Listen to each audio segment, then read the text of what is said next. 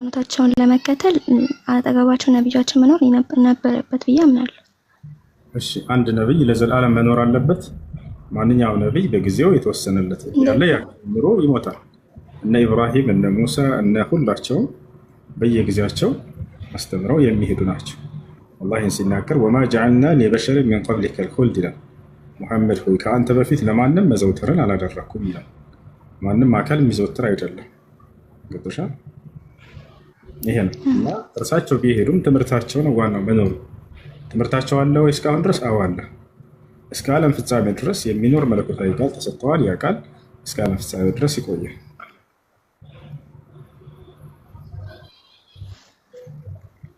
ሌላ ጥያቄ ደግሞ አላህ ለምንድን ነው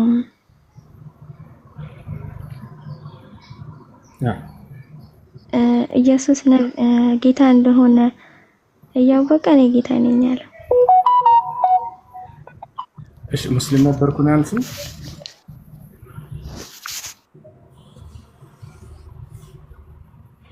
ሙስሊም ነበርኩ ነው ያልሽው?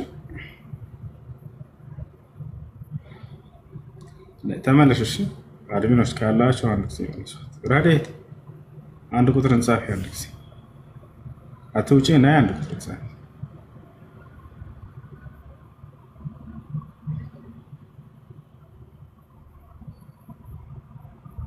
አንድ ቁጥር እንጻፍ።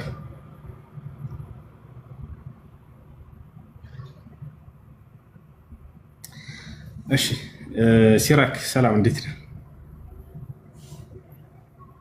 ሰላም ነው እሱ። ሰላም ነው እሱ። እንዴት ነህ?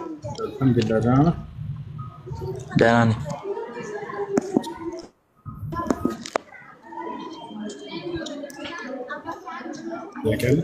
ጥያቄ ነበረኝ ያለ ይሰማል? ይሰማል። እሺ ከዚህ በፊት አንተ ለክርስቲያኖችም ሙስሊም ምን ማለት ነው እንደሆነ ስታስረዳ ነበርና ሙስሊም ማለት እንደውም ባይብል አብ ላይ ከፍተክ ሙስሊም ማለት ለአንድ አምላክ ለአላህ ለሱ የሚገዛ ነው ብለህ ስታስተምር ነበርና ስለዚህ ሙስሊም ማለት ለአንድ አምላክ ለአላህ የሚገዛ ማለት ብቻ ነው? አንድ ነው አምላክ በብቸኝነት መገዛት ወርሶ ላይ ተንጠቀመ አምላክ በዚያፍኩል ያወረደውን ህግና ስርዓት።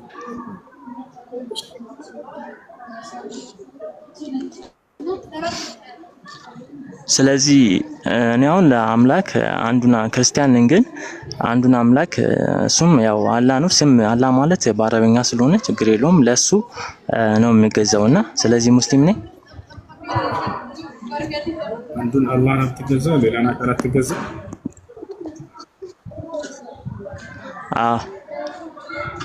ኦኬ አላህ ልጅ አለ የለው?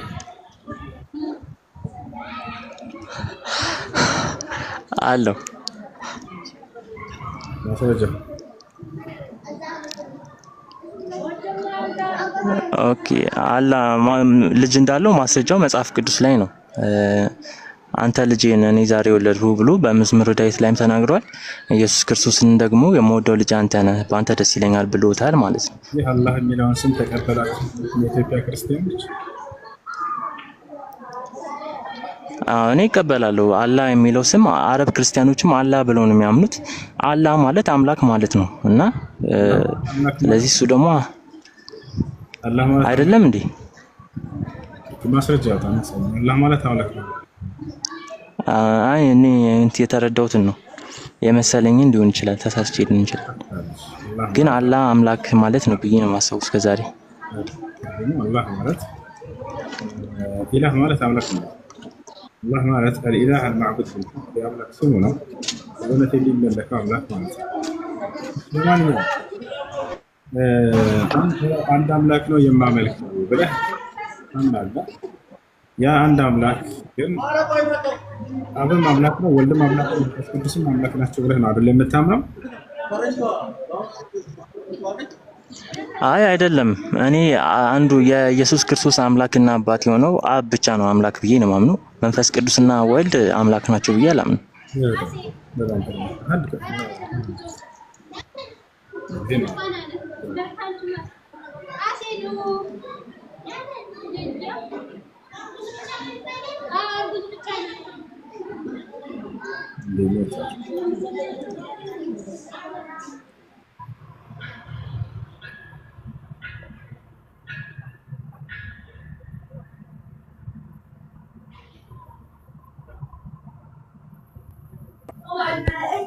السلام عليكم. አንድ ጊዜ ይመጣሉ መልሰሽ ላኪ ምስልምናን መቀበል ፈልጋለሁ ብለሽ የጻፍሽው ልጅ እንደገና መልሰሽ መላክ ትችያለሽ። እሺ መጠየቅ እችላለሁ? አትችይም። ሰላም እንዴት ነሽ? ሰላም እንዴት ነህ? ደህና ነህ? አለው በሲስተር ፕሮፋይል ነው ገባት። እሺ እስልምናን መቀበል ፈልገህ ነው? እሺ የምለውን ቃል አብረን እየተከተልክ ነው።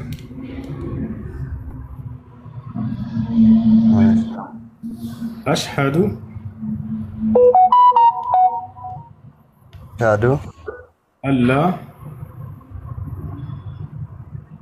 አላ ኢላሃ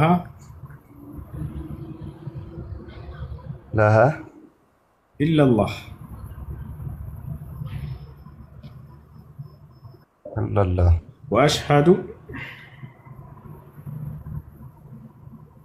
وأشهد أن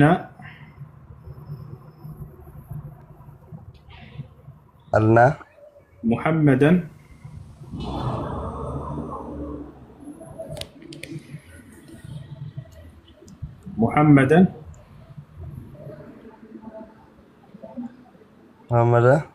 رسول الله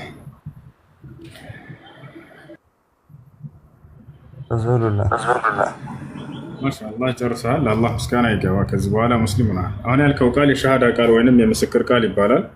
ትርጉሙም አሽሀዱ አላ ኢላሃ ኢለላህ ማለት እነሆ ከአንዱ ከአላህ በስተቀር በእውነት የሚመለክ ሌላ አምላክ የለም ብዬ መሰክራለሁ ማለት ሲሆን ወአሽሀዱ አነ ሙሐመድን ረሱሉላህ ማለት ደግሞ ሙሐመድም የአላህ መልእክተኛና ነቢይ ናቸው ብዬ መሰክራለሁ ማለት ነው። አንድ ሰው እስልምና የሚረጋገጥለት በዚህ በሸሃዳ ቃል በምስክር ቃል ነው። በሁሉም ነቢያት ዘመን ለምሳሌ ስለ መሲሁ ህዝቦች እንዴት ሙስሊም እንደሚሆኑ ሲነግረን ወኢዝ አውሐይቱ ኢለል ሐዋርይይን አን አሚኑ ቢ ወቢረሱሊ ቃሉ አመና ወሽሀድ ቢአንና ሙስሊሙን ይላል። ወደ ሐዋርያቶችም የትእዛዝ ቃሌን ባስተላለፍኩ ጊዜ ይላል አምላክ። በማን በኩል? በመሲሁ በኩል። ምን የሚል ትእዛዝ ነው የተላለፈላቸው? አን አሚኑ ቢ ወቢረሱሊ፣ በእኔ በአምላካችሁ በአላህ እመኑ፣ በላኩላችሁ መልእክተኛና ነቢይም እመኑ ይባሉ ነበር። ከዚያስ ምን አሉ ሐዋርያቶች? ቃሉ አመና፣ እነሆ አምነናል፣ ወሽሀድ ቢአንና ሙስሊሙን፣ እኛ ሙስሊሞች መሆናችንንም መስክራሉ። አያቸው፣ የሙስሊምነታቸው መስመስከሪያ ቃል የሸሃዳ ቃል ነበር። የአንዱን አምላክ አምላክነት ብቸኛ እንደሆነ ይመሰክራሉ። ለእርሱ ደግሞ መልእክተኛና ነቢይ እንደሆነ መሲሁ ይመሰክራሉ። በዚያ ሙስሊምነታቸው ይረጋገጣል። ከዛሊከ ፊ ሃዛ ዘማን፣ በዚህም ጊዜ ልክ እንደዚሁ። እሺ አንድ ሰው እስልምና ሲቀበል ከአምላክ ዘንድ ምን ያገኛል? በሰለመበት ቀን ምን ያደርግለታል አላህ ከተባለ የመጀመሪያ የሚያደርግለት ምንድነው? ያለፈ ስህተቱን ኃጢአቱን ሁሉ ይቅር ይለዋል። ወደ እርሱ ተመለሰና ባሪያው በቃ ስትመለሱ ጊዜ ወደ እርሱ በተመለሳችሁበት ቀን አላህ ኃጢአታቸውን ይምርላችኋል። ይህን አላህ ቃል ሲገባ ምን ይላል? በሱረቱል አንፋል ላይ ምን አለ አላህ ሱብሓነሁ ወተዓላ ቁል ሊለዚነ ከፈሩ ኢየንተሁ ይግፈር ለሁም ማ ቀድ ሰለፍ፣ ሙሐመድ ሆይ ለእነዚያ ለካዱት እንዲህ በላቸው ካሉበት ክህደት ቢቆጠቡና ወደ እኔ ቢመለሱ ያለፈውን ኃጢአታቸውን ይቅር እላቸዋለሁ ይላል። ወኢኒ ለገፋሩ ሊመን ታበ ይላል በሱራ ጣሃ ላይ ምን አለ አላህ ወደ እኔ ለተመለሰ ባሪያ እምርለታለሁ ይላል። አልእስላም የጅቡ ማ ቀብለሁ አሉ ነቢ ሰለላሁ ዐለይሂ ወሰለም። እስልምና ከእርሱ በፊት ያለን ኃጢአት ያስተሰርያል። ሰውየው ሲሰልም ጊዜ ያለፈ ኃጢአቱ ይማርለታል። ይሄ ነው። ሌላው አንድ ሰው እስልምናን ከተቀበለ በቀጣዩ ዓለም ምን ቃል ተገብቶለታል ከአምላክ ዘንድ? ራሱ አላህ ሱብሓነሁ ወተዓላ በቀጣዩ ዓለም ገነትን ላስገባ ብሎ ቃል ገብቷል። የዘላለማዊ ህይወትን ልሰጠው ብሎ ቃል ገብቷል። በሱራ ሉቅማን ላይ ሲናገር ምን አለ? ኢነ ለዚነ አመኑ ወዐሚሉ ሷሊሓት ለሁም ጀናቱ ነዒም ኻሊዲነ ፊሃ ወዐደ ላሂ ሐቃ ወሁወል ዐዚዙል ሐኪም አለ። እነዚያ በእኔ አምነው መልካምን ለሰሩ ገነትን አስገባቸዋለሁ፣ በእርሷም ውስጥ ለዘለዓለም ዘውታሪ ሲሆኑ አለ። ይህ የእኔ የአላህ ቃሌ ነው አለ። ቃል ገብቷል። ወሁወል ዐዚዙል ሐኪም ወዐደ ላሂ ሐቃ፣ ቃሌም እውነት ነው ተፈጻሚም ነው። እኔ አሸናፊና ጥበበኛ ሆንኩኝ አምላክ ነኝ። አንድ ሰው እስልምና ሲቀበል ሻወር እንደወስድ ታዟል፣ ለሶላት ዝግጁ ይሆን ዘንድ። ለዚህ ላመንከው ለመሰከርከው ብቸኛ አንድና እውነት ብቸኛ ለሆነው አምላክ ብቻ ነው ሶላት የምትሰግደው አምልኮ የምትፈጽመው በኢስላም። ከእርሱ ውጭ ለሌላ አካል ለማንም አትሰግድም አትለምንም። ማንም ወደ እርሱ ብቻ ነው ሁሉ አምልኮ የሚሰራው። አላህ ሲናገር ፈሰሊ ሊረቢከ ወንሃር ይላል፣ ለእኔ ለጌታ ለአላህ ብቻ ስገድ እያለ ይናገር። ያ ነው። እሺ ስለ ሶላት አሰጋገድ ከዚያ በመማር መስገድን ትጀምራለህ ማለት ነው። ስምህ ማን ነበር?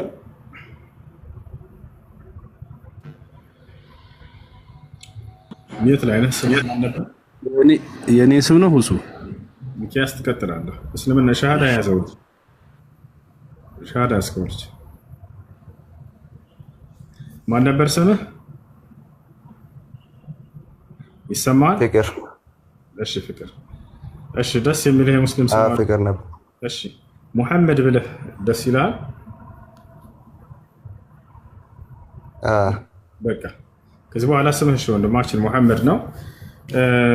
ፎሎ አድርገኝ፣ በውስጥ ስልክ ቁጥር እልክልሃለሁ። ስለ ሶላት አሰጋገድ ወይንም ደግሞ እስላማዊ ትምህርቶች የምትማሩበት ግሩፕ የምትገባበት ሙስሊም ጓደኞች ታገኛለህ በአቅራቢያ በአካባቢ?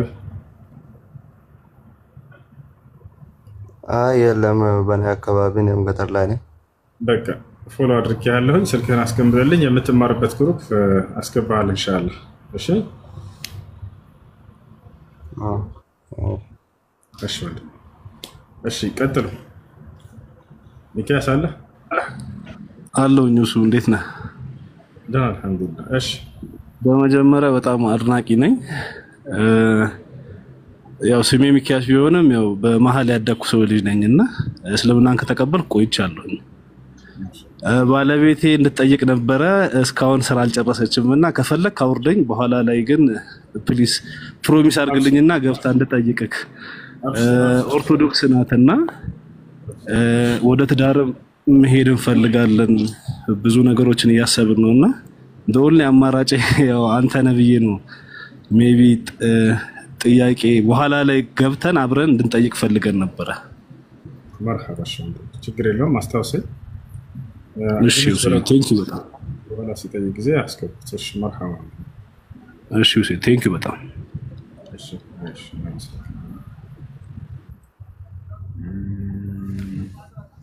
እሺ ሲራክ ቀጥል። ጥያቄዎችን አልጨረስክም? አው እሱ የመጀመሪያው ጥያቄ ግን ምን ብለህ መለስክልኝ ያስኬዳል። እኔ አሁን እንትኖች ለሙስሊሞች ሙስሊም ነኝ እያልኳቸው ነበርና አይ አይደለም ምናምን ብሎ ይከራከራሉና አንተ ከዛ አንፃር ምን ታየዋለህ? አንተ ካልከው ከተናገርከው ቃል አንፃር ማለት ነው። እስላም አምላክ በነብያት በኩል የተደረገው ሃይማኖት እንደሆነ ይነግረናል። አንተ ይሄን ሙስሊም ማለት ለአንድ አምላክ የሚገዛ አምላክ በነብያት በኩል የደነገገው ሃይማኖት ነው እያለ ይነግረናል። አንድ ሰው ሙስሊም ሲሆን ጊዜ አምላክ ይህን በነብያት በኩል ሲደነግግ ጊዜ በነብያቶች ማመን የሚባላል። አንድ ሰው ሙስሊም ሲሆን ጊዜ የሚጠበቅበት በነብዩ ሰለላሁ ዐለይሂ ወሰለም ነብይነት ታምናለህ አታምነው?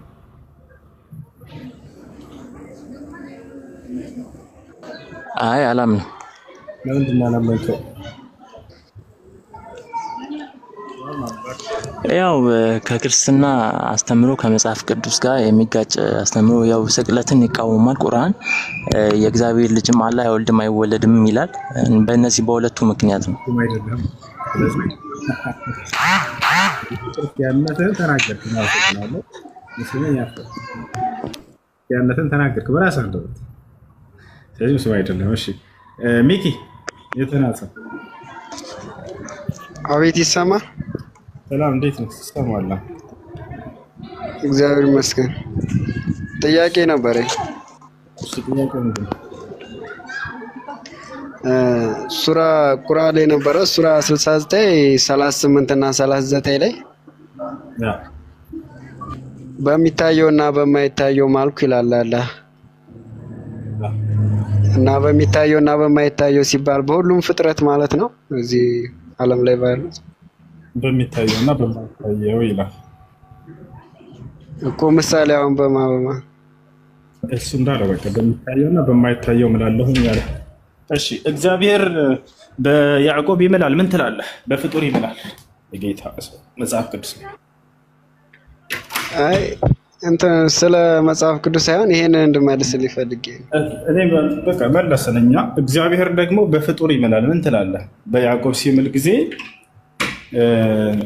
በያዕቆብ ሲምሏል ሲባል ምን ማለት ነው? እስኪ አብራራለን። በያዕቆብ በሽንቱ በካካው በሁሉ ምሏል ማለት ነው። መልስ። አሁን ወደ እሱ ለምን ትሄዳለህ? እኔ ጥያቄን ለምን አመልስልኝ? ንጽጽር ቦታ ነው ይሄ ቦታ ላይ አንድ ሰው መጥቶ ሲጠይቅ ጊዜ እያነጻጸረን እንመልስለታለን። በያዕቆብ ሲምል ጊዜ በያዕቆብ በሽንቱ በካካው ምሏል አለ ማለት መልስ። እግዚአብሔር በስሙ ነው የሚምለው። አሁን እኔ ጥያቄ የአላህን ነው መሐላ ነው ጀምረሃል። ስለዚህ በያዕቆብ በሽንቱ ምሏል አለ ማለት ወይስ በያዕቆብ ምሏል ብቻ በሚለው እንያዘው? እንደሱ ከሆነ ያስኬዳል። እዛ ውስጥ ላይ እንትን ዲቴል እገባለሁኝ ካልክ ሙሉ አካሉ ልትጠቅስ እሱ አይደለም እኮ እሱ አይደለም። ስለዚህ የማይታይ ሲባል ሰይጣን ስላለ ብዬ ነው። የማይታይ አሁን ሰይጣን አለ በእርሱ አይምልም። አላህ ሱብሓነሁ ወተዓላ ወደ እርሱ እመጣልሃለሁ፣ ችግር የለም እኮ እሱን እንድታስረዳኝ ነው እንጂ ያንን አይደለም። እኔ በዛ ለመሄድ ሳይሆን ሰይጣን ጂኒዎች አይታዩም። በአላህ ሱብሓነሁ ወተዓላ በሚታይ በማይታይ ብሎ ተናገረ። ማብራሪያውን እንደዚህ ዝርዝር ከመጣን እኔም ልመጣ ነው እያልኩህ ነው። እግዚአብሔር በያዕቆብ ሽንት ምሏል አልማለት በካካው በፈሱ በምናምን። ኧረ እባክህ እንደዚህ አይነት ነገር አይባልም። ሲጀምር እንደዚህ አይነት ነገር አይባልም። አሁንም እዚያ ላይ ስትመጣ ጊዜ አየህ አይደለ? አሁን በሚታየው እንዳለ ዘጋ አይደለ? በቃ እንደዛ እንዳለ እንይዛለን። አይ እንደዚህ አይነት ውስጥ ትገባለህ ካልክ እኔም ልገባለህ ነው። ስገባ ጊዜ ብናልክ እንደዚህ አይባልም ማለት እንደሱም አይባልም። እኔ መች አልኩኝ እንደዛ እኮ እኛም ልክ እንደዚያው በሚታየው በማይታየው አለ አይደለ? አለቀ። አይ ውስጥ ገብቼ እንደዚህ እላለሁ ምናምን ካልክ ወደ ውስጦች ከገባህ አሁን ምን በያዕቆብ ፈስ ይምላል አይብለም እግዚአብሔር መልስልኝ። እንደዚህ አይባልም አይደለ? እሺ አሁን በአንተ ምሏል ማለት ነው። በሚታይ ሲባል በሰው በእኔ በአንተ ምሏል ማለት ነው። ስለዚህ በያዕቆብ ሽንት ምሏል ማለት ነው ወይ እግዚአብሔር ብዬ ልጠይቅህ ነው። የለም እንደዛ ሲጀመር እግዚአብሔር በስሙ ነው የሚምለው አይደለም። በያዕቆብ ማስረጃ አምጣለን። አልሳያቸዋለሁ። ማስረጃ አምጣ። አብሽር ችግር የለም ማስረጃ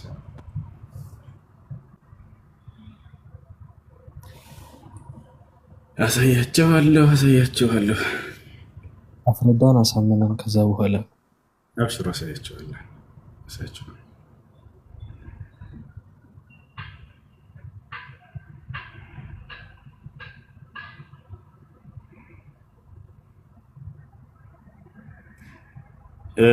እንትን ይዛቸዋል፣ መጽሐፍ ቅዱስ ይዛቸዋል። ወጣለን ችግር የለም አብሽር።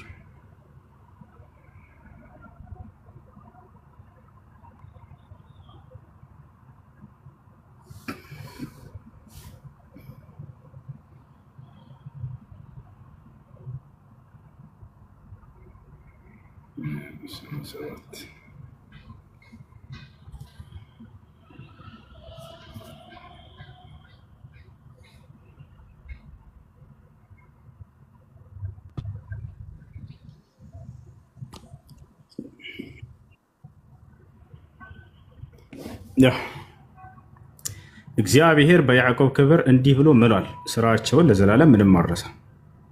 ያው እሺ ምን እስኪ ድጋው እግዚአብሔር በያዕቆብ ክብር መልሰው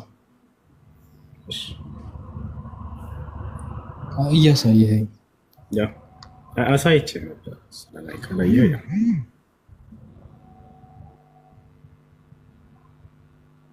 በፍጡር ይምላል እግዚአብሔር። እንዴት በፍጡር ይምላል? እንዴት በተናገርካቸው ቃላቶች እዚህ ውስጥ አሉ? እሱን ነው አሁንም እዚያ ቦታ ላይ ልጅ የጠየቀው ምንድን ነው? በሚታይና በማይታይ ብሎ ማለ አለ እኮ።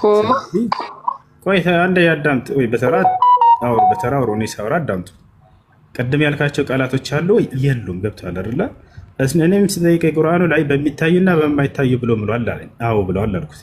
ከዚያ ወደ ውስጥ ሲገባ ጊዜ ያልተጠቀሰ ነገር ሲጠራ እኔም እዚህ ገባሁኝና ያልተጠቀሰ ነገር ጠራሁለት፣ እራሱ በመጣበት አካሄድ ማለት ነው። አላህ በቁርአኑ ላይ በሚታዩ በማይታዩ አለ። አዎ እንደዚያ ብለን እንይዛለን። ከዛ ውስጥ ገብቼ ጠይቀሃለሁ ካልከኝ እኔም እዚህ ጋር ስለ ያዕቆብ ውስጥ ላይ ገብቼ በደንብ ጠይቀሃለሁ። ይሄ አይደለ? ይሄ ነው። በያዕቆብ እኮ አይደለም እዚህ ጋር የማሎሰ በክብሩና በክብሩ እኮ ነው የሚለው። አሁን ሲጀመር ከዛ ጋር ምንም አያገናኘው። በደንብ ያገናኘው። እግዚአብሔር በፍጡር ይምላል አይደል? በፍጡር መች በሰውየው መች ማለት በክብሩ እኮ ነው የሚለው። ክብሩ ምንድነው? የያዕቆብ ክብር ፈጣሪ ነው። በሱ ለራሱ ልምጣ። ክብሩ ምንድነው?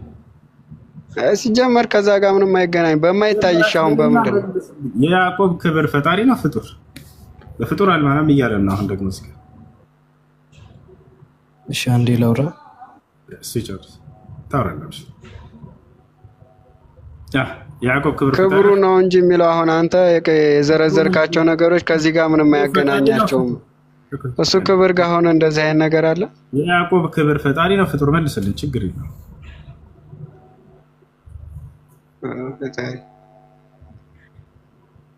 መልስ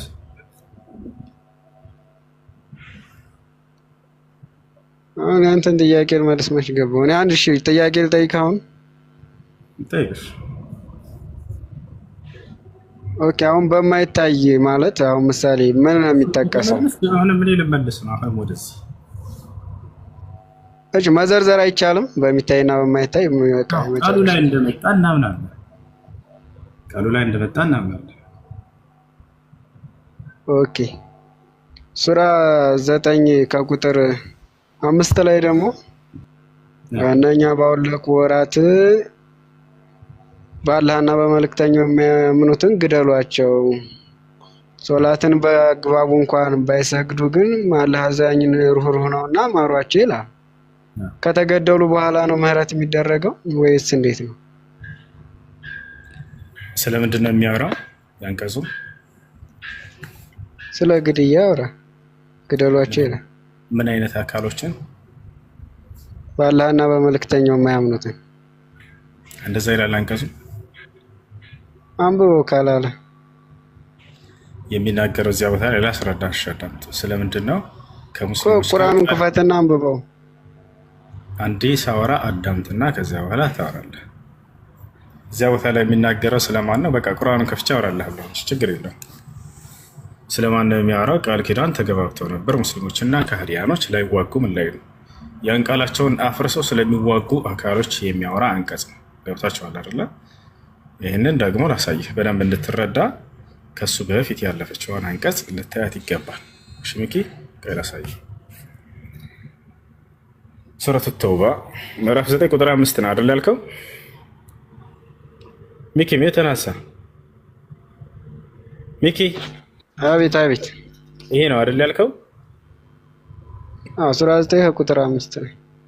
አዎ የተከበሩት እምሮች ባለቁ ጊዜ አጋሪዎችን ባገኛቸውባቸው ስፍራ ግደሏቸው፣ ያዟቸው፣ ክበቧቸውም። ለእነርሱም መጠባበቅ በየመንገዱ ተቀመጡ፣ ቢጸጸቱም ሶላትንም በደንቡ ቢሰግዱ ግዴታ ምጽዋትንም ቢሰጡ መንገዳቸውን ልቀቁላቸው፣ አላህ መሐሪ አዛኝ ነውና እያለ ይናገራል።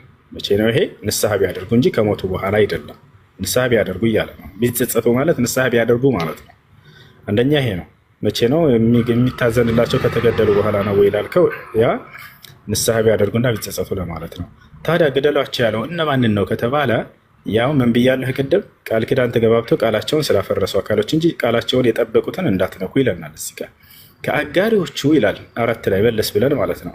ከአጋሪዎቹ እነዚያ ቃል ኪዳን የተጋባቸዋቸውና ከዚያም ምንም ያላጎደሉባችሁ በእናንተ ላይም አንድንም ያረዱባችሁ ሲቀሩ እነዚህን ምን አድርጓል? አላህ ቃል ኪዳናቸውን እስከ ጊዜያቸው መጨረሻ ሙሉላቸው አለ። ጫፋቸው እነዚህ መንካት አይቻልም። ከዚያ በኋላ የሚገደሉት ደግሞ ቃል ኪዳናቸውን ስላፈረሱ አካሎች ደግሞ እዚህ ጋር ይመጣል። ገብቶሃል አይደል? ያ ነው። ምን ይላል አላህ እዚህ ጋር ቀጥሎ ወረድ ብለህ ስታየው ደግሞ በቃላቸው ላይ እስከጸኑ ድረስ እናንተም ጽኑላቸው ይላል። ይታያል ይላል። እነዚህ አለ በቃል ኪዳናቸው ለእናንተ ቀጥ እስካሉላቸው ድረስ እናንተም ቀጥ በሉላቸው አለ። ገብቶሃል አይደል? በቃል ኪዳኑ እስከጸና ድረስ ጽኑላቸው። ምን ቃል ኪዳን ነበር ከተባለ እንዳይገዳደሉ ሰላም ሊሰፍን ቃል ገብተው ነበር። ያን ቃላቸውን አፍርሰው የተዋጉ አካሎችን ተዋጉ እያለ ነው። ገብቶሃል? ቃል ኪዳናቸውን እነዚህም በቃል ኪዳናቸው ለእናንተ ቀጥ እስካሉላችሁ ድረስ ቀጥ በሉላቸው አለ። ማንን ነው ተጋደሉ ያለው? ስለምንድን ነው ወደሚለው ስንመጣ እዚህ ወረድ ብሎ ደግሞ ያብራራልሃል። ያው ምን ይላል? ያውና እዚች ጋር 13 ጋር ስትሄድ ጊዜ መሐላቸውንም ያፈረሱትን አለ። ያው ቃላቸውን ያፈረሱ አካሎችን ነው። መልእክተኛውንም ለማውጣት ያስቡትን አለ። ያው ጭራሽ መልእክተኛው ነብዩ ሰለላሁ ዐለይሂ ወሰለም ላይ ያሲሩ ከሃዲያን ናቸው። እርሳቸውን ወደ መዲና ሄደው ተሳደውላቸው ከዚያ ራሱ ሄደው ለማሳደድ ስላሴሩ ከዚያስ ጭራሽ ጦርነቱን የጀመረው ማነው? ከሃዲያኖቹ ናቸው፣ ሙስሊሞች አይደሉም። ቃላቸውን አፍርሰው የጀመሩት። ይሄን ቀጥሎ ሲናገር ምን አለ? እነሱ ለመጀመሪያ ጊዜ የጀመሯችሁ ሲሆኑ አለ ያው እነዚህን 3 ጥፋት በማድረጋቸው ነው በእነዚህ ላይ አላህ ሱብሓነሁ ወተዓላ ተጋደሏቸው ያለው። አንደኛ ምን አደረጉ? ቃላቸውን አፈረሱ፣ ያን ቃል ኪዳን። ከዚያ መልእክተኛውን ለመግደል አሲሩ። ሶስተኛ ጦርነቱን ራሳቸው ሄደው ጀመሩ፣ ቃላቸውን አፈረሱ። በዚህ ጊዜ ነው እነዚህን አላህ ሱብሓነሁ ወተዓላ ተጋደሏቸው እያለ እየተናገረ ያለው። ገብተዋል? ኦኬ። ስለዚህ በዛን ሰዓት አሁን ባለቁ ወራት እስልምና ባይሰግዱ አሁን ምሳሌ ባይሰግዱ ኖሮ ይገደሉ ነበር ማለት ነው? አይገደሉም። ቃላቸውን እስከንተን ካሉ ከተወበቱ ከተጸጸቱ እያለ ነው ይታያል አይደል? እነዚህ ሰዎች ከተጸጸቱ የዛኔ እንትን ይባላሉ፣ ይቅር ይባላሉ። ከዚያ ራሱ ፈመስተቀበ ቃላቸው እና ከተመለሱ ይተዋሉ። እንደገና በመዋጋት አሁን ይሄንን ቃላቸውን ባይጸጸቱ ምሳሌ አሁን ባይጸጸቱ የአላህን ቃል ባይቀበሉ ኖሮ ይገደላሉ። የዛኔ እየተጋደሉ ከሆነ ዛኔ ሲጋደሉ እየተጋደሉ አይልማ እዚህ ጋር የሚጋደሏቸውን አታነብም እንጂ ቃላቸውን አፍርሰው ማለት እኮ መሐላቸውን አፍርሰው እያለ እየተናገረ ያለው ሊጋደሉ ስለመጡ አካሎች ነው። እነዚህ ቃል ኪዳን ነበራቸው። ሱልሑል ሁደይቢያ ይባላል። ገብቶሃል አይደል? በመካ እና በመዲና ላይ መካ ላይ ከሃዲያኖች አሉ፣ መዲና ላይ ደግሞ ሙስሊሞች አሉ። ላይ ዋጉ እርቅ ወረደ፣ ቃል ኪዳን ፈጸሙ ይላል። ቃል ኪዳኑ ስለ አለመገዳደል ነው። ገብቶሃል? በመካከላቸው አላ ቱቃቲሉን አትጋደሉም ምን ይላል? ማንን? ቀውመን ነከሱ አይማነሁም እነዚያ ቃላቸውን ያፈረሱ አካሎች ይላል። ቃል ኪዳን ነበር በመካከላቸው፣ እርቅ ሊወርድ ማለት ነው። ያን ቃል ኪዳን አፍርሰዋል። ስለዚያ ነው እየተናገረ ያለው። እሺ ኦኬ። ሌላ ያኔ መጨረሻ አልጠይቅና ልውረድሽ። እሺ ከመጽሐፍ ቅዱስ ቃላት አሁን ምሳሌ እናንተ ምንድነው እምነታችሁ በመጽሐፍ ቅዱስ ላይ? መጽሐፍ ቅዱስ ለሶስት ከፍለን እንደኛ የምናየው፣ አንደኛ በውስጡ ያሉ እውነታዎችን እንቀበላለን የሚያረጋግጥ ይላል ቁርአን ላይ። ምናልባት አንብባችሁ ከሆነ ምሳሌ ለምሳሌ ሙሴ ነብይ ነው ብትለኝ አዎ እውነት ነው ብዬ አረጋግጣለሁ። መሲሁ ነብይ ነው? አዎ ነብይ ነው። መሲሁ መልእክተኛ ናቸው? አዎ መልእክተኛ ናቸው። ማርያም በድንግልና ወልዳለች? አዎ ወልዳለች። ማርያም ጻድቅ ሴት ነች? አዎ ጻድቅ ሴት ነች። አብርሃም፣ ይስሐቅ፣ ያዕቆብ የሚባሉ ጻድቆች ነበሩ? አዎ ነበሩ። መሲሁ እና ሙሴ እና አብርሃም ያስተማሩት አስተምሮ እና ከነብዩ መሐመድ ጋር ይገናኛል? ወደ እሱን እንመጣለን። በሱ ላይ ከሚገኘው ከነብዩ ሰለላሁ ዐለይሂ ወሰለም አስተምሮ ጋር ከኢስላም ጋር የሚስማማ ትምህርቶች በውስጡ የሚገኘውን እንቀበላለን። ለምሳሌ እስራኤል ሆይ ስማ፣ ጌታ አምላካችን አንድ ጌታ ነው። አላህ ሱብሓነሁ ወተዓላ ቃል በቃል ለነብዩ ሰለላሁ ዐለይሂ ወሰለም ያዘዘባቸው ነው። ፈዕለም አነሁ ላ ኢላሃ ኢለላህ ይላል። ሙሐመድ ሆይ እወቅ ከእኔ ከአንዱ ከአምላክ በስተቀር ሌላ ማንም አምላክ የለም። ኢነኒ አነላህ ላ ኢላሃ ኢላ አነ ይላል። እኔ አምላካቸው አላህ ላይ ከእኔ በስተቀር ሌላ ማንም አምላክ የለም። ስለዚህ እስራኤል ሆይ ስማ ጌታ አምላካችን አንድ አምላክ ነው ብለው ያስተማሩት ነብያቶች፣ ይህ የነብያት ትምህርት ትክክል ነው ብለን እናምናለን። ይሄ ነው የትእዛዛት መሰረትም ብለው ነብዩ ሰለላሁ ዐለይሂ ወሰለም ያስተማሩ። የመጀመሪያው ቡኒየ ልእስላሙ ዐላ ኸምስ ሸሃደት አን ላ ኢላሃ ኢለላህ አሉ። እስልምና በ5 ዋና ዋና መሰረቶች የተመሰረተ ሃይማኖት ነው። የመጀመሪያው መሰረትና ትእዛዝም አምላክ አንድና ብቸኛ ነው፣ በእርሱ ላይ አጋር የለውም የሚለው ነው። ይሄ ነው። እሺ ኦኬ። ስለዚህ በዛ በመጽሐፍ ቅዱስ ውስጥ እናንተ የምታምኑበት ያለው አንድ አምላክ የሚለው ስላስተማሩ ብቻ ነው ማለት ነው? ብቻ ነው አትበል። ከዚህ በፊት ሳነሳልህ ነበር። ሙሴ ነብይ ነው የሚል አለ፣ እንቀበላለን። አብርሃም እና ይስሐቅ፣ ያዕቆብ ጻድቆች ናቸው። በድንግልና ማርያም መውለዷ፣ መሲሁ የሚባልን አካል መውለዷ፣ ይህ መሲሁ ለእስራኤል ልጆች የተላከ መልእክተኛ መሆኑን፣ ሙታንን በአምላክ ፍቃድ ማስነሳቱ፣ ማየት የተሳናቸውን በአምላክ ፍቃድ ማስነሳቱ፣ ኤልያስ የሚባል ነብይ እንዳለ እነዚህ ነገራቶች ሁሉ የምንቀበላቸው ናቸው። ከትምህርቶቻቸውም አለ ከስሞች የሐዋርያትን የኢሳ ሐዋርያት ወይ የኢየሱስ ሐዋርያትን አስተምሮ በጣም ጥሩ። እነርሱም ልክ እንዲሁ በነቢያት መንገድ ላይ ያስተማሩት ትምህርት ካለ አምላክ አንድና ብቸኛ እውነተኛ መሆኑን ያስተማሩት ካለ እንቀበላቸዋለን። መሲሁ መልእክተኛ መሆኑን ነብይ መሆኑን ያስተማሩት እንቀበላቸዋለን። እሺ ሐዋርያትንም ትቀበላላችሁ ማለት ነው። የኢየሱስ ሐዋርያትንም ትቀበላላችሁ አስተምሮታቸው ደረጃ አልተነገረንም። እነሱ ይሁን አይሁን እነዚህ ስሞቻቸው ወላሂ አይደለም። ገብቶሃል አይደል? ነገር ግን በዚያ ውስጥ የሚገኝ የነብያት ትምህርት ካለ በእነርሱ አስተምሮ ላይ እንቀበላቸዋለን። ገብቶሃል? ማንም የእምነት ባለቤት ይሁን አምጥቶ እዚህ ለምሳሌ መጽሐፉ ላይ እዚህ ሙሴ የሚባል ነብይ አለ ብሎ ቢጽፍ መጽሐፉ ላይ እዚያ ውስጥ ያለው ይሄ ቃል ሙሴ የአምላክ ነብይ ነው የሚለው እውነት ነው ወይ? አዎ ይሄ ቃል እውነት ነው ያ ነው። ገብቶሃል አይደል? ስለዚህ ሐዋርያት ብለው እነዚህ በውስጡ የተቀመጠ የነብያት ትምህርት ካለ ያንን እንቀበላለን፣ አንክድም። እውነት ከየት የሚምጣ አንክድም፣ እንቀበላለን እኮ። አሁን እዚህ ጋር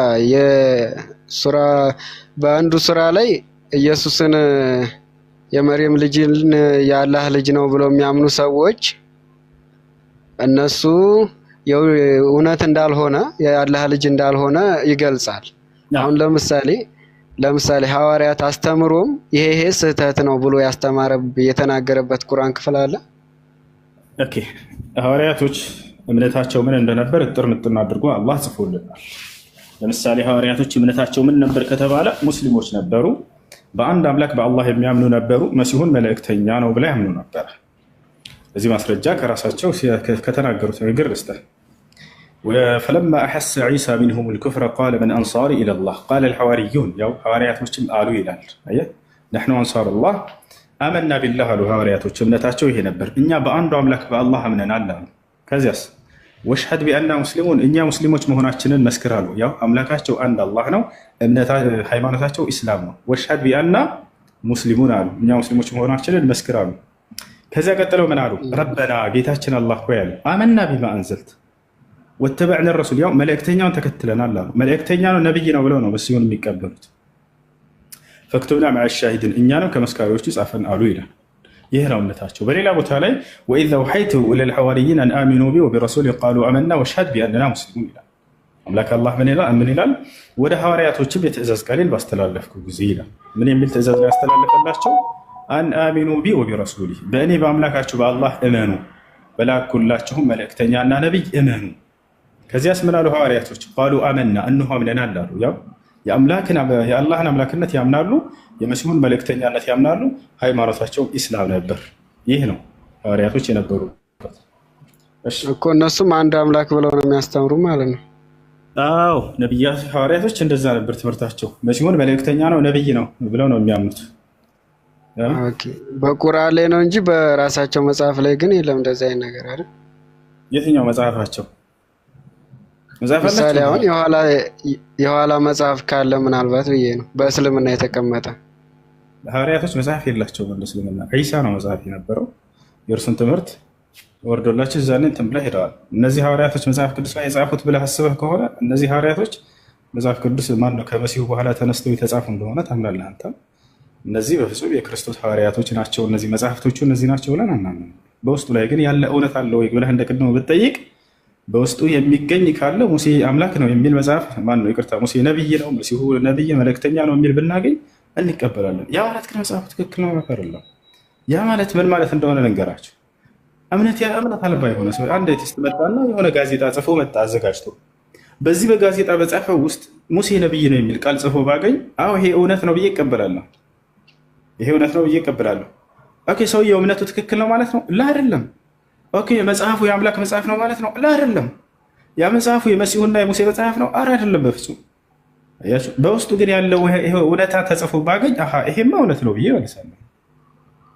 ይሄ ነው። ኦኬ አሁን ምሳሌ በእስልምና ስግደት አለና ሶላት ስግደት የሚባለው በዛ ቁርአን ውስጥ ይሄን ያህል ስገዱ የሚል አለ አላህ ብሎ ያዘዘው ማለት ነው። አላህ ስብሐነሁ ወተዓላ በነቢዩ ሰለላሁ ዐለይሂ ወሰለም በኩል ሲያዘን በቁርአን ላይ በጥቅል ያዘናል ሶላትን ስገዱ እያለ። እንዴት መስገድ እንዳለብን ደግሞ አላህ በነቢዩ ሙሐመድ ሰለላሁ ዐለይሂ ወሰለም በኩል አዞናል ወይ? ምን ያክል ሶላት እንደምትሰግዱ? አዎ ቃለ ነቢዩ ሰለላሁ ዐለይሂ ወሰለም። እንደውም አላህ ራሱ በሱራ ስንት ላይ ነው ይሄ? አላህ ስብሐነሁ ወተዓላ ራሱ የተናገረበትን ነው የምፈልገው ሱራው ይሄን ያህል ስገዱ ያለበትን። ሰሒህ ሙስሊም 162 ላይ አላህ ራሱ 5 ጊዜ በቀን እና በሌሊት ስገዱ ብሏል። አላህ ራሱ ነብዩ ሰለላሁ ዐለይሂ ወሰለም አይደለም፣ ችግር የለውም አላህ ራሱ። እስኪ ያሳይ። አብሽር አሳያለሁ። አንድ ጊዜ ላሳየው።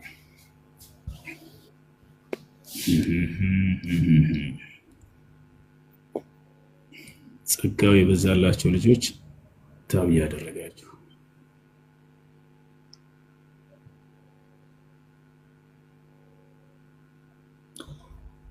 يا محمد هذه 5 صلوات تخريج حديث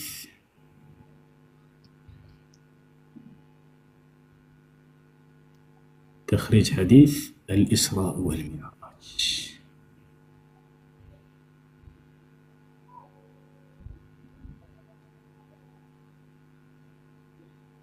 أيوه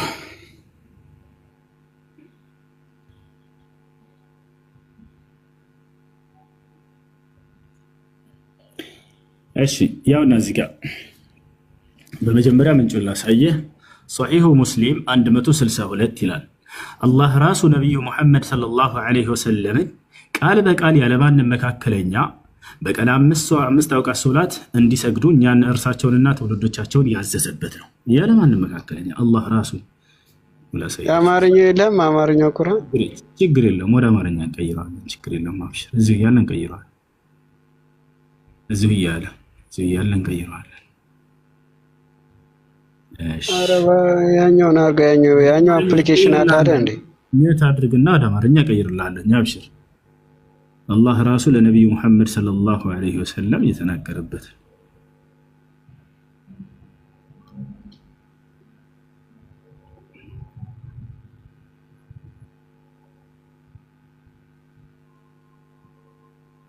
እሺ ያውና አላህ ራሱ እዚህ ጋር ያናግራቸዋል። አመላችሁ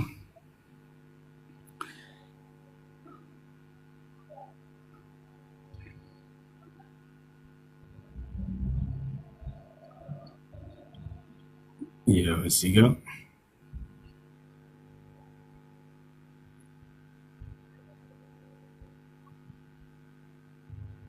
ያውና ያው ወደ አማርኛ ልቀይርልህ።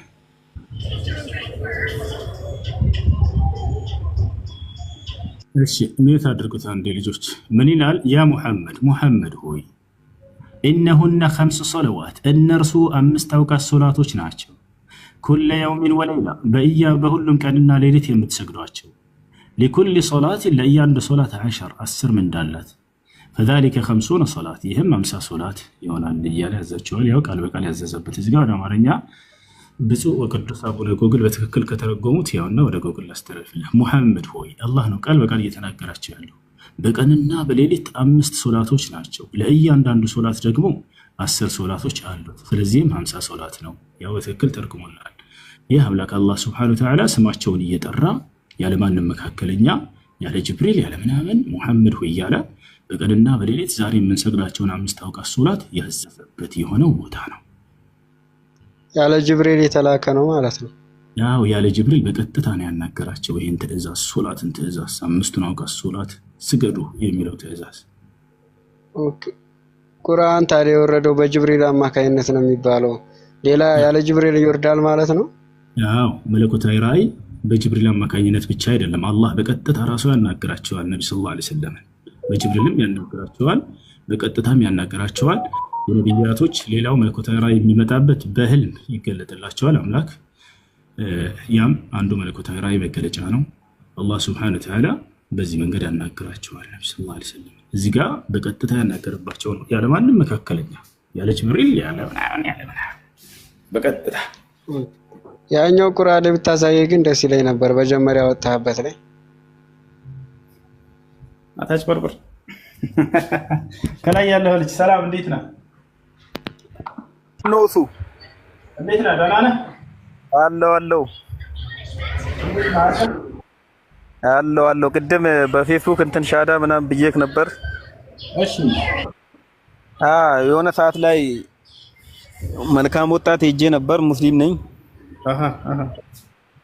እና ጌታን በተቀበሉ ሰዎች ምናምን ሲል ወጥቼ ነበር። እሺ እና ጌታን ተቀበልክ? ምን አውቃለሁ በሰዓቱ ምን እንደነካኝ አላውቅም። አላ መልካም ወጣት ብዬ ነበር የሄድኩት። ስጋ ልትበላ ነው የሄድከው አይደለ? ወይንስ ጌታን ለመቀበል ነው? ወላሂ አላውቅም። ብቻ እኔ በሰዓቱ የነበርኩበት ሙድ በጣም የሚያስጠላ ነበር። ለማንኛውም ድንገት በጓደኞቼ ጋር የሄድኩትና ጌታ ምናምን ሲል ወጥቼ ነበር። ግን አላልኩም፣ እሱ ምናምን አላልኩም። ጊታር የሚቀበል ሲል ብለህ ተቀብለህ ይሄን ንግግር ሰምተህ እሺ ብለህ ወደ ላይ ወጥተሃል። መድረክ ላይ ወጥቻለሁ። ግን ስለ ተቀበሉ ምናምን ሲል ከኦርቶዶክስ የሆነ ጓደኛ አለ። ኧረ ምን እያለ ነው ሰውየው ምናምን ብለን አልተቀበልንም። ዝም ብለን ወጥተን ተቀላቅለን እንትን ያለው በቃ አንተ እንደዛ ከሆነ ቃሉን ካልተናገርክ መውጣት ያው ስህተት ነው። እዛ ቦታ መገኘት እሱ ላይ እሱን ማድረግ ይጠበቃል። እና ሻዳ ያልከው ቃል ካለ የኩፍር ቃል ወይንም ተግባር ሰርተህ ከሆነ ያን ሻሃዳ ሲዘሃል። ካልሆነ ግን አሁን አንተ ዝም ብለህ ሄድክ እዛ ስጋ ላይ ያችን በልተህ ምናምን እንደዚህ ከሆነ ይሄ የለው። መድረክ ላይ ወጥተህ የኩፍር ቃል ተናግረህ ከሆነ የዛኔ ሻሃዳ ትይዛለህ። ጭፈራ ምናምን ነው ወይንስ የለውም? ደስ ደስ እያለኝ ነው ምናምን ብለሃል?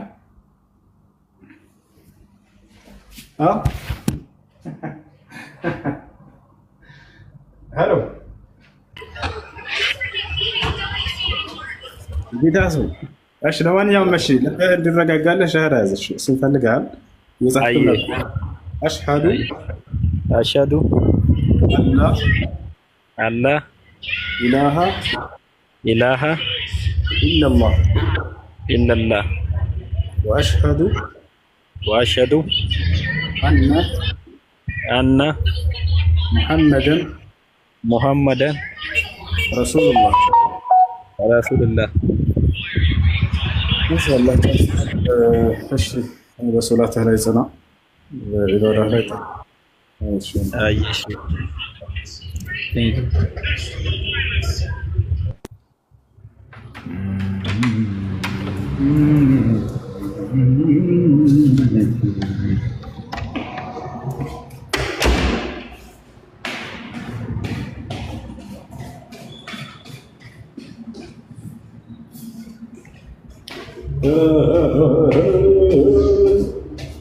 ሰላም የሚሉት ማን ናቸው?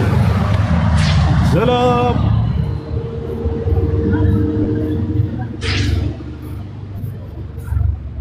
السلام عليكم. How are you? Alhamdulillah. يا أخو سويدي. أكل لحم. لا كله هذا ما كله فوق. هذا خربان. بس لا كله.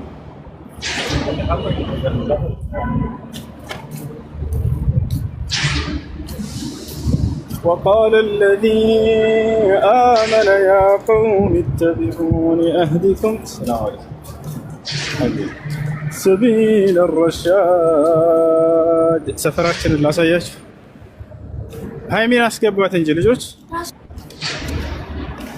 هاي مي قبي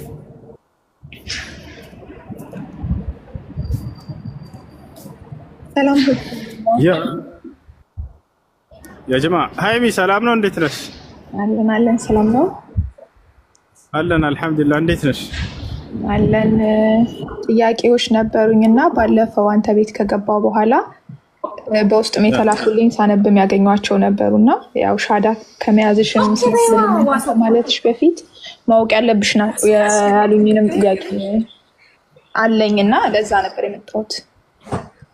እሺ ጥያቄሽ ምንድን ነው?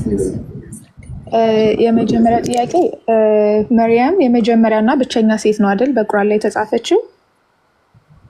መርያም በቁርአን ላይ ብቸኛ ስሟ የተጠቀሰ እሷ ነች። ያው ስማቸው ባይጠቀስም ሌሎች የሰሩት ታላላቅ ስራ ተጠቅሶላቸዋል፣ ስማቸው ባይጠቀስም እና ምንድን ነበር የተላከልኝ የነበረው ያለ ባይብል ብቻውን ምንም እንትን ለዛ ደግሞ ምክንያት አሁን ለምሳሌ የአዳም ሚስት ስሟ ማን እንደሆነ በቁርአን ላይ አልተጠቀሰም። ምክንያቱም ማርያም the only person mention የተደረገችው እሷ ከሆነች without ባይብል የእሷን ስም እንዴት አወቁ የሚል ነበር። በጣም ጥሩ። እሺ እነዚህ ሰዎች የሚያነሱት ነገር በጣም ያስቀኛል። ለማንኛውም ልመልስላችሁ። እሺ ለመሆኑ የማርያም ስም ኢስላም አንስቶታል? ማን ነው? ይቅርታ የሐዋን ስም የአደም አለይሂ ሰላምን ሚስት ሐዋን ኢስላም አንስቶታል አላነሳም? በደንብ ያውቀዋል። ያለ መጽሐፍ ቅዱስ አይቆምም እያሉ ነው። ተው እንጂ ወገን መጠየቅ አይሻልም? ነቢያችን አንቺን አይደለም ይሄንን ከዚህ በፊት የሚያነሱ ልጆች ስላሉ ነው። ለማንኛውም ነቢያችን ሰለላሁ ዐለይሂ ወሰለም ቁርአን የወረደላቸው አካል ራሳቸው ሐዋን በደንብ አድርገው አስተዋውቀውናል። የአደም ሚስት ሐዋ መሆኗን አሳውቀውናል። ይህን ከፈለግሽ ላሳይሽ እችላለሁ። ነቢያችን ሰለላሁ ዐለይሂ ወሰለም ሐዋ እያሉ ይጠሯታል። ያ ሐዋ ብለው ነቢያችን ሰለላሁ ዐለይሂ ወሰለም ስማቸውን አሳውቀውናል። ላሳያችሁ።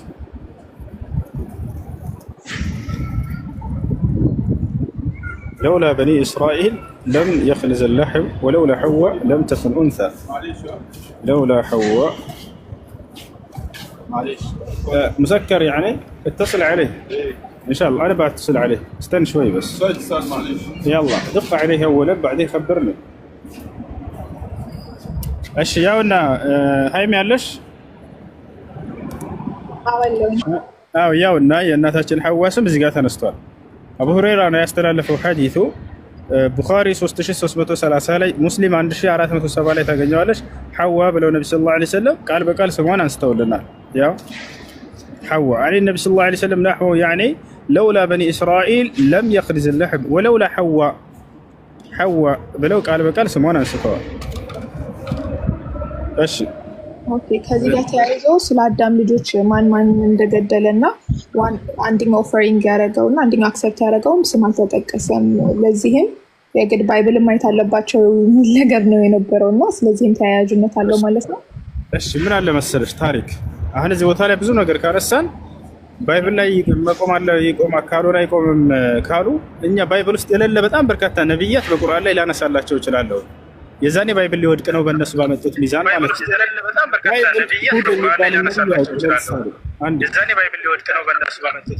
ባይብል ሁድ የሚባል ነብይ ያውቃል አያውቅም? ቁርአን ግን ያውቃል። ባይብል ሷሊህ የሚባል ነብይ ያውቃል አያውቅም? ቁርአን ግን ያውቃል። ባይብል ሹዓይብ የሚባል ነብይ ያውቃል። ቁርአን ግን ማን ነው? ቁርአን ይሄን ያውቃል። ባይብል ያውቃል አያውቅም? አያችሁ አይደለ? ብዙ ባይብል የማያውቃቸውን ነገር አነሳና ምን እላለሁ? ስለዚህ መጽሐፍ ቅዱስ ያብላህ ቃል አይደለም እነዚህን ነብያት አላነሳቸውምና ማለት እችላለሁ?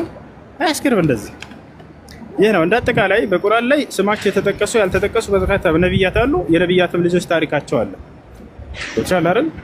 የአደምና ሐዋ ማን ነው ልጆች አላህ Subhanahu Wa Ta'ala በቁርአን ላይ ስማቸውን አልጠቀሰልንም። ወቻል ያ ማለት ግን ይሄ ጎደሎ ነው ማለት አይደለም።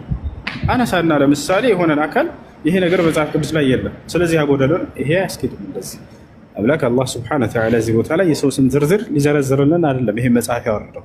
ዋናው ቁም ነገር ታሪኩን ነው የሚያነሳላችሁ። ቦታቸው አለ አይደል? ታሪኩን ያነሳላችኋል። ይሄ ነው። እሺ ለምሳሌ የመርየም አባት በቁርአን ላይ ተጠቅሷል። ዋና አሳሳቢ እንደውም የክርስትና መሰረት ብለው የሚያስቡት የመርየም አባት ኢስላም ቁርአን ስሙን ያውቀዋል። መጽሐፍ ቅዱስ ላይ አይታወቅም። ማን ነው አባቱ? መልስ የለውም መጽሐፍ ቅዱስ። የመርየም አባት ታውቂዋለሽ? የማርያምን አባት ሃይሚ? አይ አላውቅም።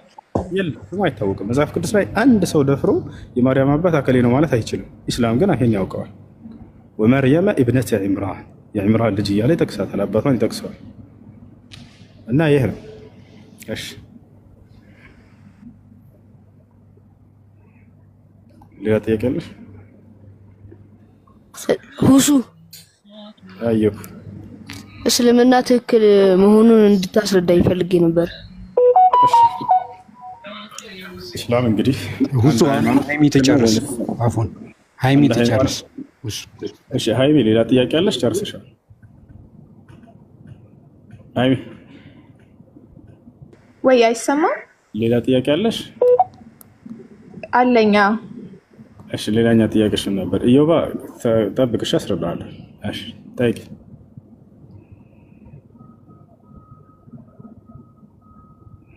ይሰማል? አዎ ይሰማል። እሺ ሌላኛው ደግሞ ነብይ መሐመድ የአላህ መልእክተኛ ሆኖ ሳሉ ስለ ራሳቸው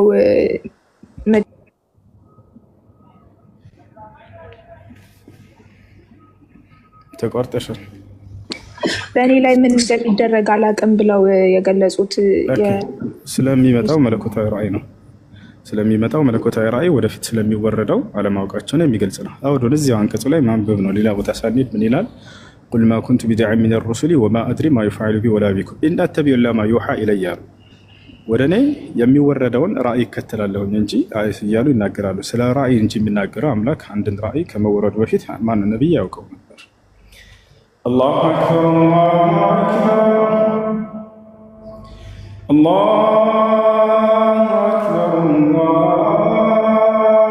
አክበር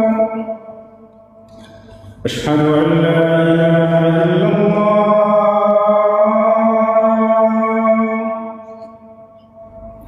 أشهد أن لا إله إلا الله أشهد أن محمدا رسول الله أشهد أن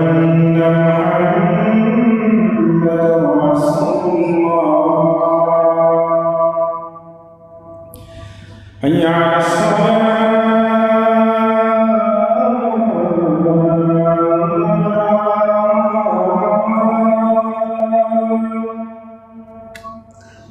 حي على الصلاة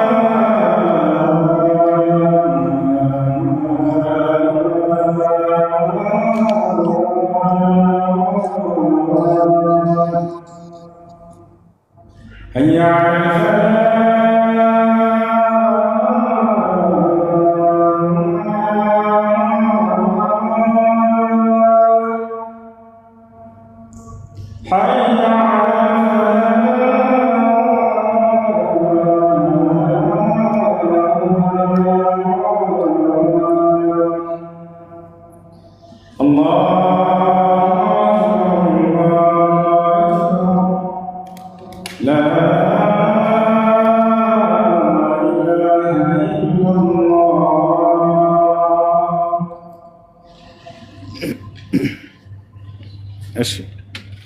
اللهم رب هذه الدعوة التامة والصلاة القائمة محمد رسول الله الفضيلة وبعث مقام محمد الذي وعدت إنك لا تخلف الميعاد رضيت الله رب بالإسلام دينا محمد صلى الله عليه وسلم.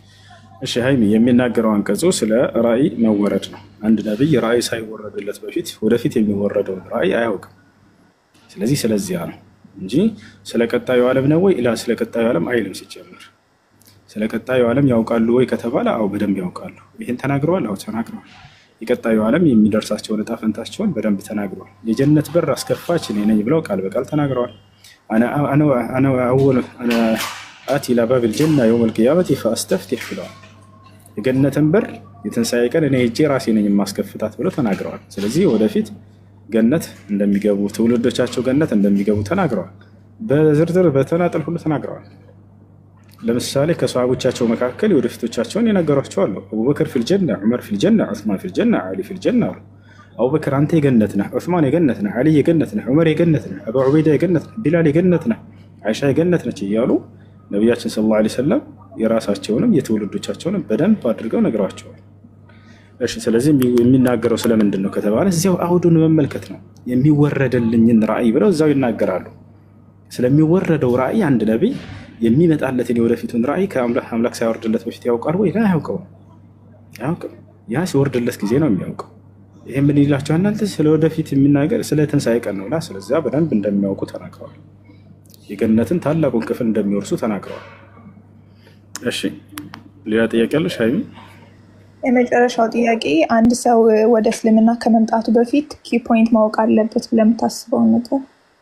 በቃ እስካሁን ድረስ ያወቅሽው የነቢያት አምላክ በነቢያት በኩል የደነገገልን ሃይማኖት የትኛው ነው የሚለውን በደንብ አድርገን መጀመሪያ ከራሱ ከመጽሐፉ ልናይ ይገባል።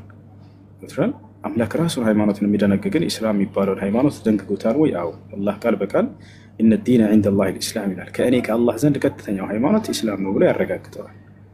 ያ ኢስላም ብሎ ማለት አንድና ብቸኛ ለሆነው ፈጣሪ ለአምላክ በእርሱ ላይ ቅንጣትን ሳናጋራ እርሱን በብቸኝነት መገዛት ይሄ ነው።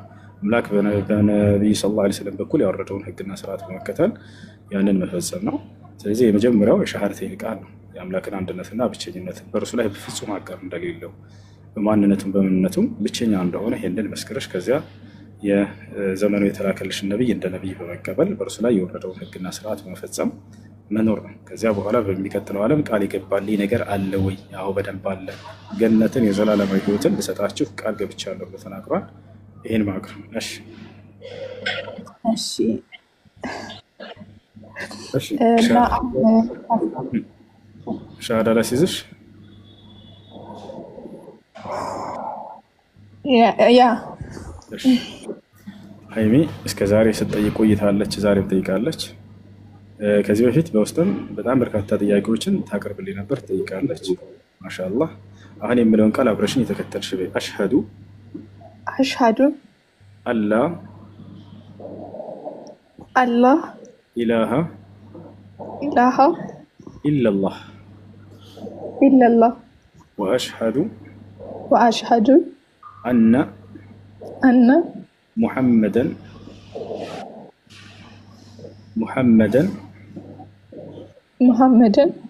ረሱሉላህ። ማሻአላህ ተክቢር የጀማ ማሻአላህ። ከዚህ በኋላ ሙስሊም ሆነሻል። አሁን ያልሽው ቃል የሸሃዳ ቃል ወይም የምስክር ቃል ይባላል። ትርጉሙም አሽሀዱ አን ላ ኢላሀ ኢለላህ ማለት እነሆ ከአንዱ ከአላህ በስተቀር በእውነት የሚመለክ ሌላ አምላክ የለም ብዬ መሰክራለሁ ማለት ነው። ወአሽሀዱ አነ ሙሐመድን ረሱሉላህ ማለት ሙሐመድም የእርሱ መልእክተኛና ነብይ ናቸው መሰክራለሁ። ከዚህ በኋላ ከነቢያቶች ህብረት ጋር ተቀላቀልሽ። እነ አብርሃም፣ እነ ኢስሐቅ፣ እነ ያዕቁብ፣ እነ ሙሴ፣ እነ መሲሁ የነበሩበት ያ መንገድ ነው ኢስላም ብሎ ማለት። ተወፈኒ ሙስሊመን ወአልሒቅኒ ቢሷሊሒን አለ ዩሱፍ። ምን አለ? ጌታዬ አላህ ሆይ ሙስሊም አድርገህ በሙስሊምነቴ ላይ ግደለኝ። የነቢያቶች ይሄ ነው በቃ መንገዳቸው። አብርሃም ለልጆቹ አደራ ያለው ሃይማኖት ነው። አደራ ወሳ ቢሃ ኢብራሂሙ በኒህ ይላል። አብርሃምም ልጆቹን አደራ ይሄን እስልምናን ሃይማኖት ብሎ ተናዘዛቸው። ያዕቁብም ለልጆቹ የተናዘዛቸው ያ በኒየ ኢነላህ አስጠፋ ለኩም ዲን ፈላ ተሙቱነ ኢላ ወአንቱም ሙስሊሙን። ያዕቁብ ምን አለ ለልጆቹ? አደራ ልጆች ያለ እነሆ አምላካችሁ አላህ አንድ ሃይማኖትን ኢስላምን የደነገገላችሁ እርሱን የመረጠላችሁ። አደራ ልጆች ሙስሊሞች ሆናችሁ እንጂ እንዳትሞቱ አላቸው። ይሄ ነው። አንድ ሰው እስልምና ሲቀበል ሻወር እንዲወስድ ታዟል። ሻወር ትወስዳለሽ። ስለ ሶላት አሰጋገድ በመማር ደግሞ ሶላትን መስገድ ትጀምሪያለሽ።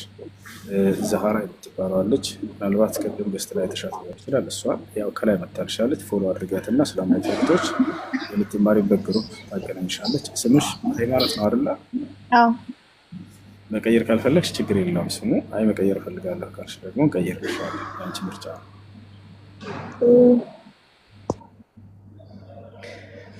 እሺ እንቀይርልሽ።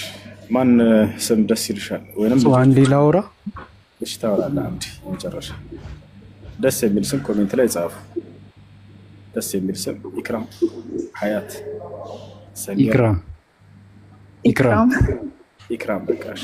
በኋላ ኢክራም ነው ስምሽ። ታች ከሁለት አንዱ በቃሽ። የትኛው ደስ ያለሽ? ኢክራም። ወአለይኩም ሰላም ወራህመቱላሂ ወበረካቱ። ኢልሃም በቃሽ።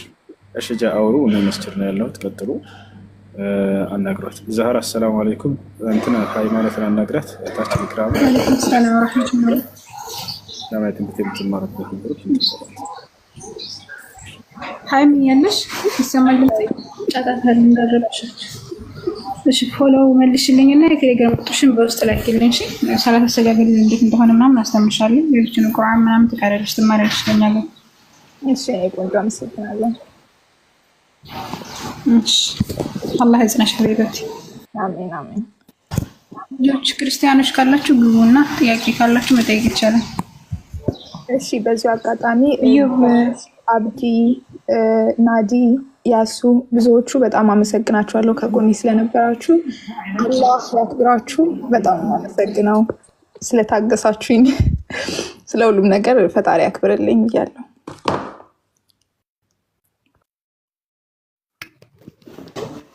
ሀቢበት ያላህ ጽናቱን ይስጥሽ። እሺ እዮብ ለምን እንድታስረጂኝ እፈልጋለሁ።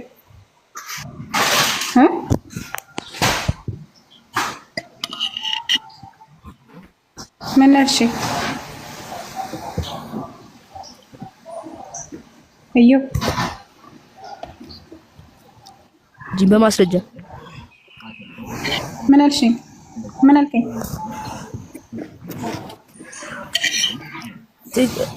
እስልምና ትክክለኛ ሃይማኖት መሆኑን በማስረጃ እንድታስረጂኝ። እሺ አስረዳለሁ፣ ችግር የለውም። ኢስላም የነቢያቶች ሃይማኖት ነው። አላህ ሱብሓነሁ ወተዓላ በሱረቱል አሊ ኢምራን ላይ አላህ ዘንድ የተወደደ ሃይማኖት ኢስላም ብቻ ነው ይላል።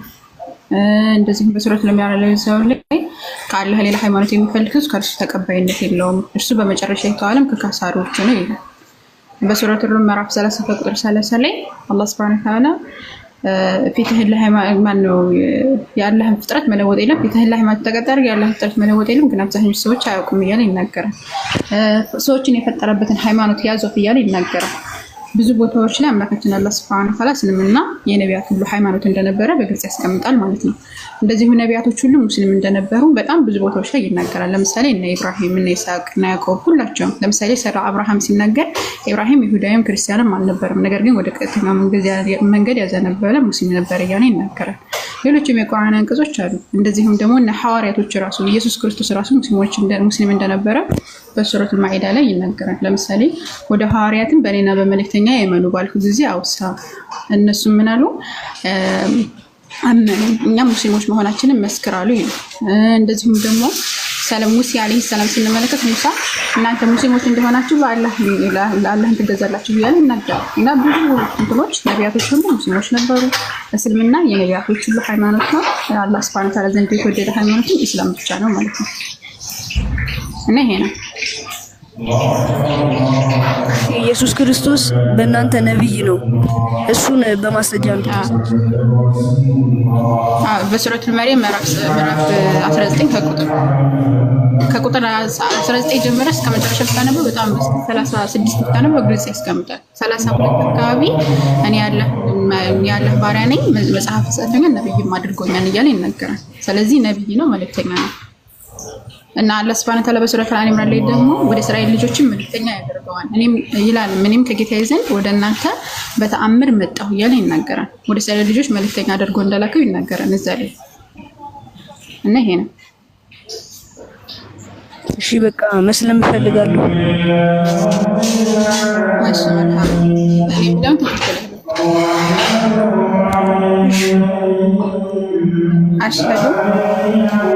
አሽሀዱ አላህ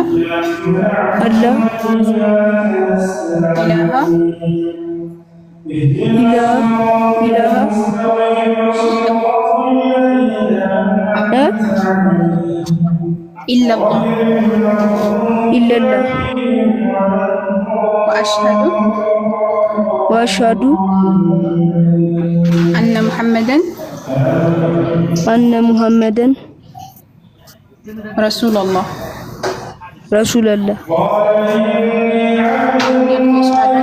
አሽሀዱ ላ ኢላሀ ኢለላህ ማለት ከአላህ በስተቀር በእውነት አምላክ የለም ማለት ሲሆን፣ አሽሀዱ አነ ሙሐመደን ረሱሉላህ ማለት ደግሞ ነብዩ መሐመድ ደግሞ የአላህ መልእክተኛና ባሪያ ናቸው ማለት ነው። ወይ ከሰላት በኋላ ቀሪውን እንቀጥላለን። እና እኔ ሰላት አሰጋገድ ያስተካክላል። እሺ ቁርአንን ትገባለህ። ሁሴን ሲመጣ እንገባለን። እሺ ጨርስ።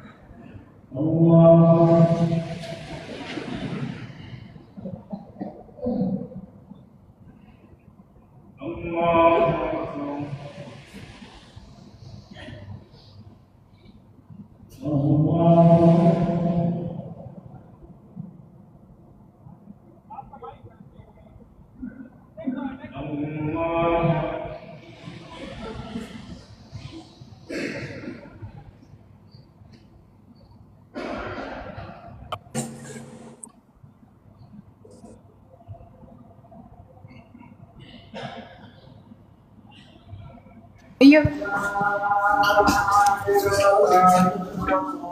الله ايوه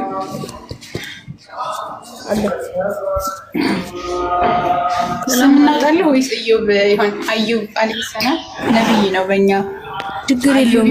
አውጡ ምን ነገር አዩብ እኔ ሙሐመድ ቃል እሺ ይሁን ችግር ሙሐመድ በቃ ምርጥ ስም አዩብ ሙሐመድ ሆነሃል። እሺ ቀጥይ ማማዬ። በውስጥ ነገር የቴሌግራም ቁጥር ላክልኝ። እሺ እሺ እኔም አመሰግናለሁ። የቴሌግራም ቁጥር ላክልኝ። ልጅ ኦብሳል ቀጥይ። ሰላም አለይኩም። አለይኩም ሰላም ወራህመቱላህ። እንዴት ነሽ? ሰላም ነው? አልሐምዱሊላህ እህቴ። እኔ እዚህ ጋር ልጠይቅሽ የምፈልገው ነገር ታጋ እኔ ሙስሊም ነኝ፣ በፊት ሰለምቴ ነኝ። ግን የፈለኩትን ነገር መጠየቅ ይችላል? እሺ እኔም ክርስቲያን ነኝ። ለራሴ አምኜ አውጥቼ አውርጄ ለራሴ ይሄ እስልምና ሃይማኖት እውነት እንደሆነ ወይ ትክክለኛው መንገድ እንደሆነ ገባኝና በቃ ሙስሊም መሆን የኔ ውስጤ ይፈልጋል። ገባሽ አይደል?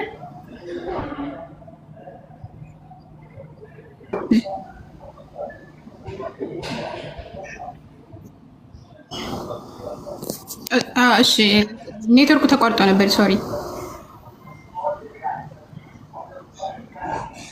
ድገሚልኝ እየሰማሽኝ ነው ድገሚልኝ ማማዬ ምንድነው ያልሽ ድገሚልኝ አንዴ ከኢትዮጵያ ወደ አረብ ሀገር ስመጣ ክርስቲያን ነበርኩ ግን እዚህ ሳይ ሁሉም ነገር በቃ አይደለም እንደ አንዳንድ ነገሮች ታያለሽ እናንተ ለማንም መስገዱ ስላቸው እኛ ለአላህ ነው የምንሰግደው ከአላህ ውጪ ሌላ የሚሰገድ አምላክ የለም እኔ ደግሞ እንደዚሁ በቃ አይደለም እንደ ከቀን ወደ ቀን የምታየው ነገር ለካ እውነተኛው አምላክ አላህ ብቻ ነው አይወልድም አይወለድም እሱ አንድ ነው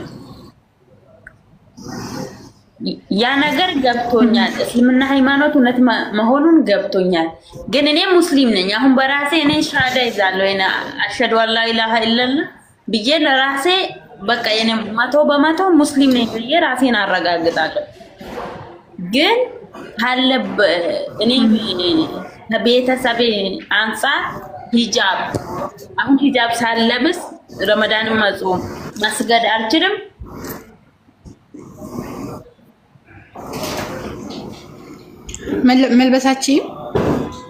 መልበስ እንዴት ነው ማልችለው መሰለሽ በቃ እኔ አሁን ሂጃብ የእስልምና ሃይማኖት መገለጫው ነው ይሄ አንድ ሰው የነሱ መገለጫው ነው መልበስ ማልችልበት ቦታ በቃ እኔ አሁን ሂጃብ ለብሼ ሙስሊም ነኝ ካልኩ ቤተሰቤ ለብቻ ወጣለሁ ከእህቴም ከናቴም ከአባቴም ከምንም ግን አሁን ላይ ማለት ነው ሂጃብ